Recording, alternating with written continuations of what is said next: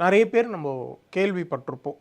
வாராகி அம்மன், அதாவது பன்றி முகமும் மனித உடலும் கொண்ட ஒரு பெண் தெய்வம் வாராகி அம்மன். நம்ம புராண கதைகள்ல வாராக அவதாரம், அதாவது மகாவிஷ்ணு வாராக அவதாரம் எடுத்தார் அப்படின்னு ஒரு விஷயம் இருக்கு. அப்போ வாராகி அப்படின்றது பெண் தெய்வமா, அது மகாலட்சுமியுடைய ஒரு அம்சமாகவே முதல்ல கருதப்படுது. அது மட்டும் இல்லாம நம்ம வாராகி தேவியோடைய தோற்றம் எப்படி உருவாச்சு அப்படின்னு பார்க்கும்போது, ரத்த பீஜன் அப்படின்ற ஒரு அசுரன், அவர் இந்த உலகத்துல நிறைய பிரச்சனைகளையும் பண்ணிட்டு இருக்கும் பொழுது, துர்கை அம்மன் அவங்கள வதம் பண்றதுக்காக தன்னோட சக்தியில இருந்து 7 அம்சமா பிரிகிறாங்க. சப்த கன்னியர்கள் அப்படின்னு சொல்லுவோம். இந்த கௌமாரி, இந்திராணி இந்த மாதிரி சொல்லுவோம் இல்லையா, அந்த மாதிரி 7 சப்த கன்னியர்கள் நம்ம நிறைய வழிபடுவோம். இப்போ கிராமத்துல நிறைய பேர் வழிபடுவாங்க. சப்த கன்னியர் வழிபாடு, அது தனியா மரத்தடியில போயிட்டு பூஜை போடுறது, தனிப்பட்ட முறையில் கோயில்கள் அங்கங்க தான் இருக்கு. கிராமத்துல நிறைய இருக்கு சப்த கன்னியர்கள்.